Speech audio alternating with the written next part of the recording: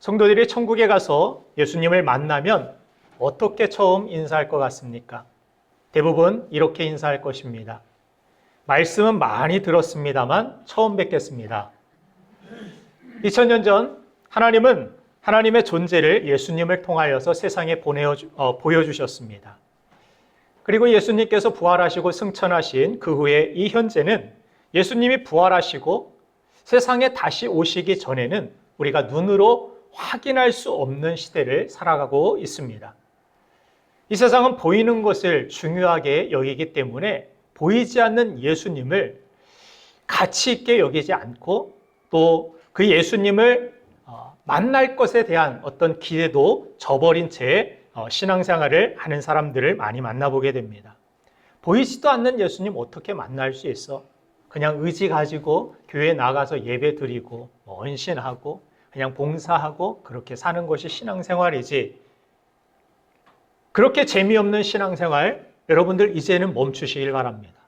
이제는 부활하신 주님과 함께 진짜 생명을 누리고 진짜 생명을 살리고 주님과 함께 기쁨과 소망을 가진 하나님의 백성으로 세상을 이기는 저와 여러분들의 삶이 되기를 간절히 소망합니다. 우리가 보이지 않는 예수님을 믿고 산다라는 것은 하나님 주신 믿음의 선물이 아니고서는 일어날 수 없는 기적임을 성경은 말씀합니다. 그래서 그것은 선물이다. 그것은 놀라운 나에게 주신 축복이고 놀라운 은혜라는 것을 우리에게 말씀합니다. 자, 그렇게 우리가 보이지 않는 예수님을 믿고 산다라는 것이 정말 기적 중의 기적인데 우리가 그렇게 기적을 살고 있는데 그 기적 가운데 여러분들은 부활하신 예수님을 만난 그러한 기적이 여러분들의 삶 속에 있습니까? 부활하신 예수님을 여러분들 만나신 적 있습니까? 한 분도 안 계시네요. 나의 신앙생활은 부활하신 예수님과 동행하는 신앙생활입니까? 아니면 그냥 2000년 전에 죽으신, 십자가에서 죽으시고 그냥 아무 사역도 안 하시고 무덤에 갇혀 계신 예수님을 그냥 기념하는 여러분들의 신앙입니까?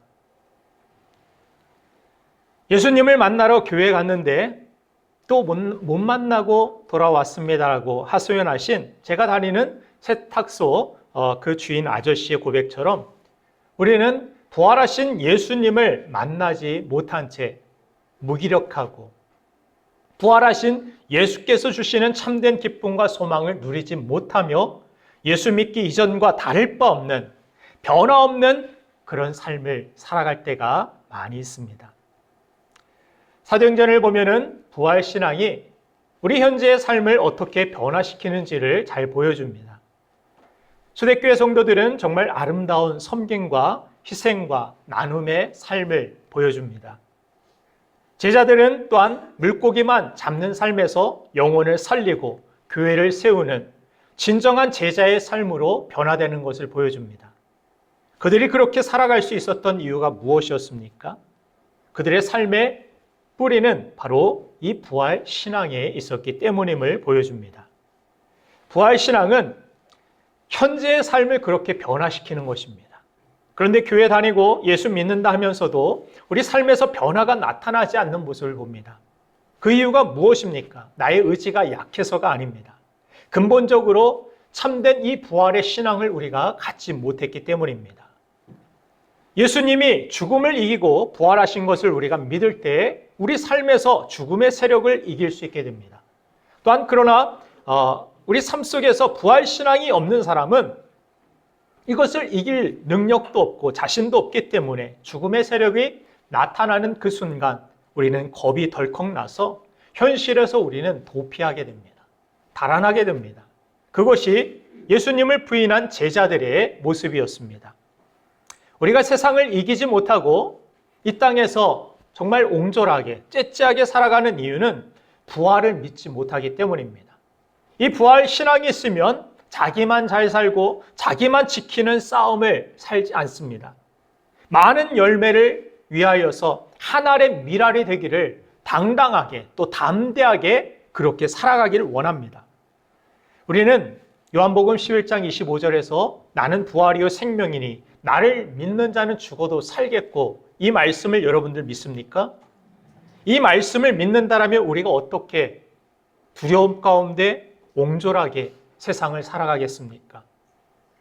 우리가 부활의 주님을 믿으면 마치 안전 그물을 펴놓고 여유롭게 그 위에서 공중 그네를 하는 사람들처럼 두려움 없이 자유하게 되고 우리의 인생에서 아름다운 열매를 맺으며 세상을 이기는 승리의 삶을 살게 되는 것입니다. 오늘 예배하는 여러분들 모두에게 이 은혜가 있기를 주님의 이름으로 축원합니다. 오늘 본문은 예수님께서 부활하신 장면을 기록하고 있습니다. 예수님 당시 사람들은 예수님께 부활하실 것에 대한 어떤 전혀 기대도 없음을 보여줍니다. 그래서 오늘 본문 1절을 보면 여인들이 예수님의 시신의 향품을 바르기 위해서 예수님의 무덤으로 찾아갔습니다. 예수님 당시 향품은 죽은 자에 대한 존경의 의미였습니다. 유대인의 가장 큰 선행은 대가를 돌려받을 수 없는 죽은 자에 대한 선행이었기 때문에 죽은 자를 위하여 값비싼 향유를 깨트리고 또한 값비싼 향유를 가지고 나아간다는 것은 그들이 할 수 있는 최고의 예우였고 또한 선행이었습니다. 그런데 이들이 향품을 가지고 가다가 예수님의 무덤 가까이 가서 걱정이 하나 생겼는데 그 걱정이 2절과 3절에 보면 예수님의 시신에 향품을 바르려면 무덤에 돌을 굴려야 되는데 누가 우리를 위하여 무덤문에서 돌을 굴려주리요 하며 근심하고 무덤을 향하여 계속 나아가고 있었습니다. 이 사실을 통해서 우리가 알 수 있는 것은 지금 이 여인들은 전혀 예수님의 부활을 기대하지 않고 무덤을 찾아가고 있었다는 것입니다. 예수님은 말씀하신 대로 내가 사흘 만에 부활하겠다라는 말씀을 누누이 제자들에게 또 그를 따르는 성도들에게 주셨습니다. 그러나 이들은 그냥 죽어 누워있는 예수님만을 상상하고 무덤 문만 좀 열어주면 좋겠는데 그런 기대를 가지고 무덤을 향하여 나아가고 있었던 것입니다. 그런데 막상 무덤에 도착하고 나니까 무덤 입구를 막고 있었던 그 큰 돌이 굴려져 있었습니다. 무덤이 열려 놀라 그 여인들이 가보니까 무덤 우편에 천사가 서서 이런 말을 합니다. 오늘 보면 마가복음 16장 6절 말씀이 천사가 한 말인데 같이 한번 읽어보겠습니다. 시작.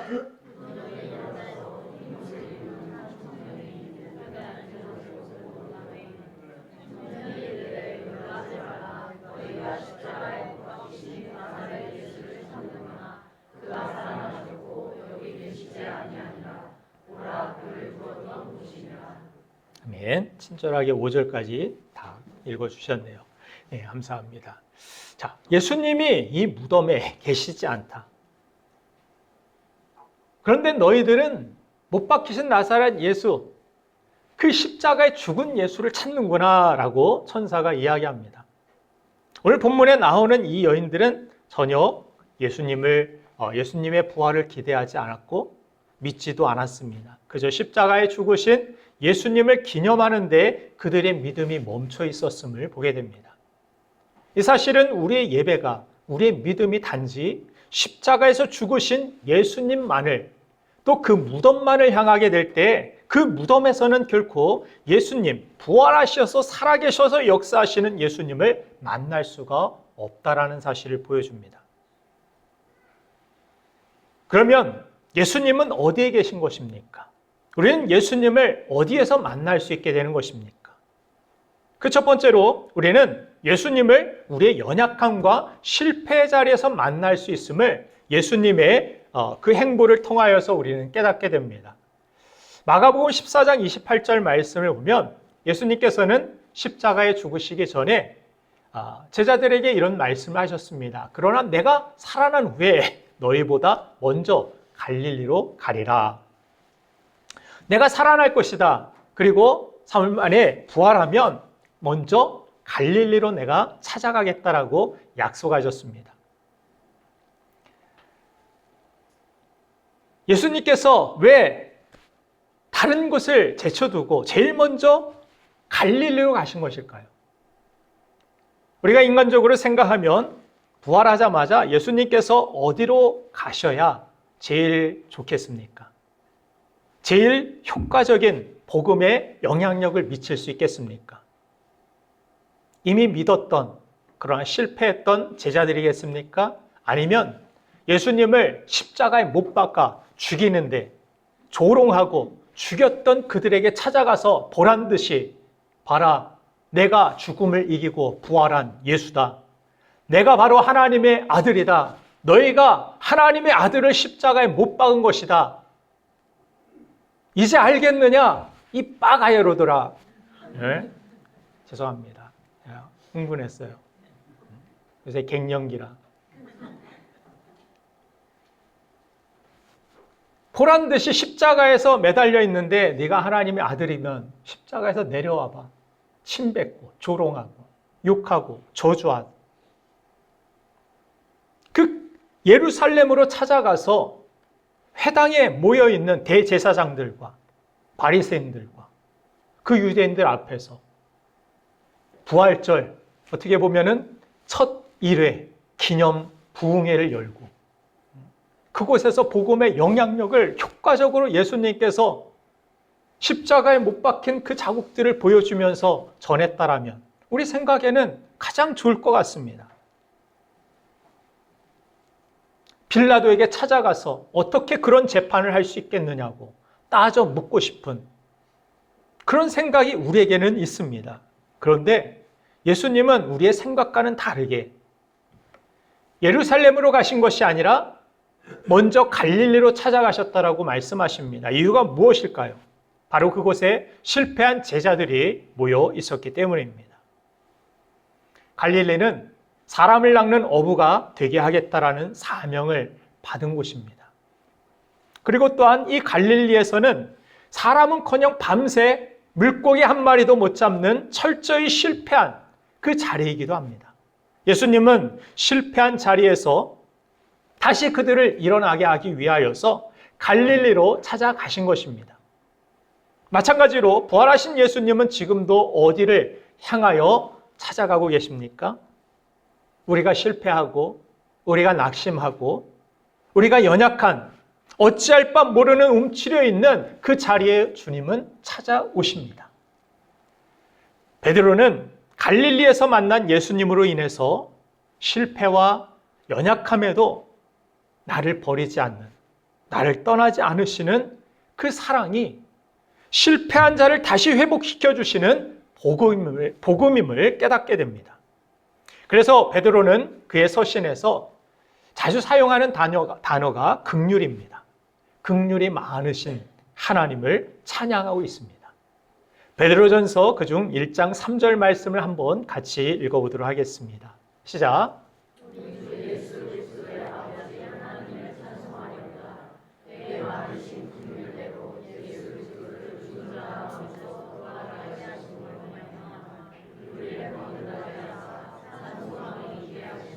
아멘. 실패하고 소망 없던 자신이 부활하신 주님을 만났을 때 자신의 소망이 이제 부활하신 주님이 되었다라고 고백하는 것입니다. 예수님 때문에 예수님으로 말미암아서 우리를 거듭나게 하셨고 우리의 산 소망이 있게 하셨다. 그것이 바로 예수님의 사랑이었다. 자신의 실패의 자리에서 만난 그 긍휼이었다라고 말씀하고 있습니다. 부활하신 예수님은 지금도 우리에게 찾아오십니다. 세상에서 무참히 실패하고 깨지고 연약한 의지할 바 없는 우리에게 주님은 찾아오고 계십니다. 가난으로 인해서, 육신의 질병으로 인해서, 또 사업의 실패와 연약함으로 인하여서 마음이 상한 자들에게, 애통하는 자들에게 주님은 찾아오십니다. 위로가 필요한 자들에게 부활의 주님은 제일 먼저 달려가고 계십니다. 한때는 신앙생활이 열심이었지만 지금은 영적으로 실패한 것 같은 그 제자들에게 주님은 찾아가고 계시는 것입니다. 그러므로 우리가 연약하고 실패할 때 누구를 생각하고 누구를 떠올려야 됩니까? 그 실패만을 바라보고 있을 것이 아니라 그 실패 너머에 우리를 향하여 다가오시는 주님, 그 실패의 자리에서 다시 우리를 회복해 하시는 주님, 그 부활하신 주님을 우리가 바라보고 의지한다라면 여러분들의 삶에 있어서 실패의 자리는 오히려 다시금 시작의 자리가 될 것이고, 그곳에서 하나님의 놀라운 긍휼과 은혜를 받고 산 소망이 넘치는 자리가 될 줄로 믿습니다. 오히려 여러분들의 마음이 상하여 있습니까? 여러 가지 일들로 인하여서 고통 가운데 계신 분들이 계십니까? 그렇다면 부활의 주님께서 제일 먼저 이런 분들에게 지금도 찾아가고 계심을 믿으시길 바랍니다. 오히려 상한 심령, 가난한 심령, 애통하는 심령 가운데 찾아오시는 그 부활의 주님을 만나고 다시 여러분들의 삶이, 여러분들의 믿음이 회복되는 은혜가 있기를 주님의 이름으로 축원드립니다. 두 번째로 예수님은 말씀의 자리, 순종의 자리에 찾아오십니다. 예수님은 실패의 자리만 찾아오시는 것이 아닙니다. 말씀 가지고 십자가 지고 주님의 말씀대로 나아가는 그 자리에 함께 계시고 그 자리에서 우리를 응원하고 계시고 우리를 도와주시고 인도하고 계십니다. 오늘 본 말씀 7절을 보면은 천사가 예수께서 어디에 계시는지를 이야기하면서 같이 한번 읽어보겠습니다. 7절 말씀 시작.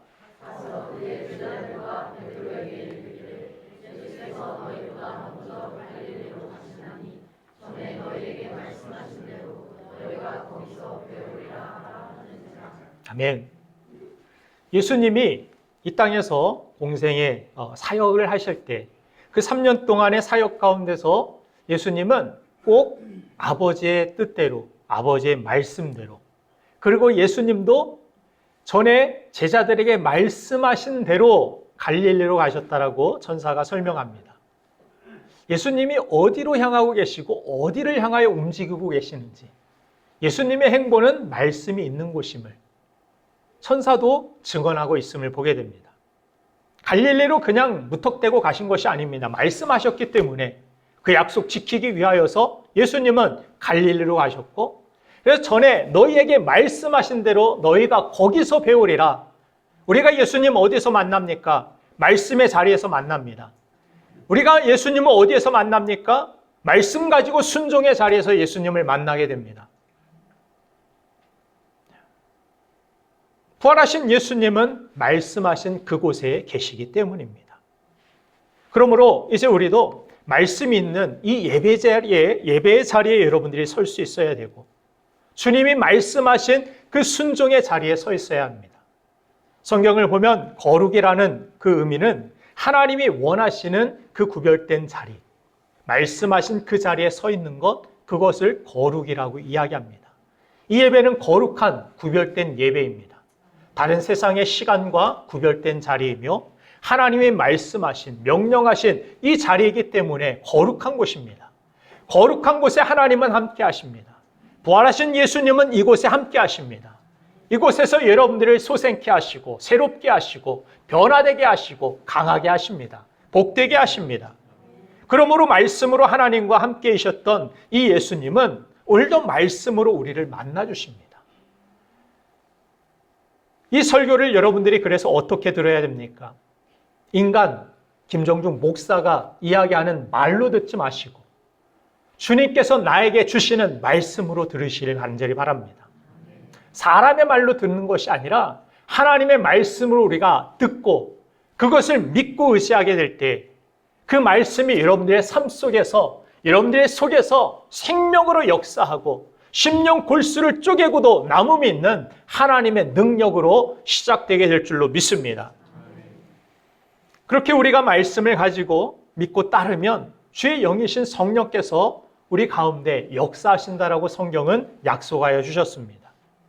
예수님께서 이 땅을 떠나시기 전에, 승천하시기 전에 제자들에게 땅 끝까지 이르러 내 증인이 되라고 사도행전 1장 8절에서 말씀하셨습니다. 그리고 제자들이 이 말씀 가지고 성령을 받아 말씀대로 영혼을 구원하고 순종하여 나아갔을 때 성령의 은사와 능력들이 순종하는 그들을 통하여서 놀랍게 나타나는 것, 그것이 초대교회의 역사였습니다. 지금도 하나님은 약속하신 이대로 우리 교회를 통하여, 우리 성도들을 통하여, 여러분들의 삶을 통하여서 나타나실 줄로 저는 믿습니다. 말씀하신 대로 우리 교회는 움직여야 됩니다. 영혼 구원을 위하여, 영혼 살리기 위하여. 우리 주님의 제자들은 그냥 물고기만 잡고 세상적인 일들로만 우리의 삶을 채워서는 안 됩니다. 말씀으로 채워가야 됩니다. 말씀으로 순종으로 채워가야 됩니다. 그래야 할 때 여러분들의 인생은 여러분들의 인생으로 끝나지 않고 주님이 함께 하시는 인생, 주님께서 역사하시는 인생, 주님께서 새롭게 우리의 삶을 써 나아가시는 진정한 사도행전의 역사가 여러분들의 삶 속에 써 내려가게 될 줄로 믿습니다. 그렇게 우리가 예수님을 우리가 증거하고 예수님을 전하고 말씀하신 대로 예수님 말씀을 따라 살아가게 될 때 우리의 삶 속에서는 무덤의 자리, 무덤에 갇힌 예수님이 아니라 부활하셔서 역사하시는 예수님을 삶의 자리에서 우리가 경험하게 되는 것입니다. 그러나 반대로 우리가 예수님 증거하지 않고 교회 안에 갇힌 예수님, 내 마음 안에 갇힌 예수님, 그렇게 둔다라면 그것은 마치 무덤에 예수님을 두는 것과 마찬가지일 것입니다. 예수님은 부활하셔서 어디든 거하시고 어디든 역사하시고 그 말씀이 있는 곳에 특별히 하나님의 놀라운 뜻과 은사를 통하여서 예수님의 그 말씀을 이루고 계신 줄로 믿습니다. 오늘도 세상 사람들은 당신들은 왜 십자가에서 죽은 예수님을 경배합니까? 예배합니까? 라고 질문합니다. 또 우리의 삶 가운데서 마치 예수님께서 죽은 분인 것처럼 낙심이 되는 그러한 때가 있을 수 있습니다. 이때 우리는 오늘 말씀을 통하여서 이 말씀을 읽고 담대하게 여러분들 선포하셔야 됩니다. 예수님은 죽으셨지만 다시 살아나셨습니다. 부활하신 예수님은 지금도 살아계셔서 이 역사와 세계와 만물을 주관하고 계십니다. 뿐만 아니라 부활하신 주님은 연약한 내 마음속에 실패한 내 자리 가운데 찾아오고 계시며 또한 나를 일으켜 주시고 나를 붙들어 주시고 나에게 말씀하시는 주님의 말씀을 붙들고 그 사랑을 힘입어 우리가 나아가게 될 때 주님의 놀라운 일들이 내 삶 가운데 펼쳐질 줄로 믿습니다라고 그 연약한 자리, 실패의 자리, 두려움의 자리에서 여러분들 선포하시고 이 부활하신 주님을 만나시길 간절히 바랍니다. 이 부활하신 주님과 함께 새롭게 시작하게 되기를 간절히 축원합니다. 우리 자녀들을 위하여서 여러분들을 그렇게 축복하고 기도하시길 바랍니다. 부활하신 주님께서 우리 자녀들 만나 주십시오. 내 힘으로, 내 능력으로, 내 계획으로 우리 자녀들 돌볼 수도 없고 복되게 만들 수도 없습니다. 여러분들 다음 주일이 어린이 주일인데 가장 큰 자녀를 위한 선물은 자녀를 위하여서 기도하는 것. 자녀가 예수님 만날 수 있도록 하나님을 예배할 수 있도록 여러분들 이 예배 가운데 함께 나올 수 있는 그런 부모가 자녀에게 가장 줄 수 있는 가장 큰 선물이고 축복인 줄로 여러분들 믿으시길 바랍니다. 내가 할 때에는 인간의 능력 지혜는 한계가 있을 수밖에 없습니다. 우리가 어딜 자녀들 다 따라다닐 수 있을까요? 자녀들 어떻게 우리가 다 위험해서 보호할 수 있고 지킬 수 있을까요? 악에서 어떻게 우리가 다 보호할 수 있을까요? 없습니다. 불가능한 일입니다. 불가능한 일을 내가 할 수 있는 것처럼 여러분들 착각하지 마시고 하나님 앞에 맡기십시오. 오늘 이 시간 부활하신 주님께서 우리 자녀들을 놀라운 하나님의 역사로 하나님의 능력으로 붙드시고 하나님께 쓰임받는 자녀들이 될 수 있도록 세상을 이기며 악을 이기며 선한 영향력을 세상에 끼칠 수 있는 하나님께 쓰임받는 자녀들이 될 수 있기를 그렇게 축복해 주시길 간절히 바랍니다. 그리고 여러분들이 먼저 하나님 앞에 순종의 자리로 나아가십시오. 우리 자녀들도 따라 나아갈 수 있도록 순종의 본을 보이십시오. 하나님이 기뻐하시는 그러한 일들에 헌신하십시오. 하나님께 영광을 돌리는 우리 복된 가정, 복된 자녀들이 될 수 있기를 주님의 이름으로 축원드립니다. 그렇게 부활하신 예수님을 통해서 낙담과 절망과 죽음의 세상 가운데서 늘 승리하며 주님과 함께 성공하는 하나님 백성 되기를 주님의 이름으로 축원드립니다. 시간 잠시 기도하겠습니다.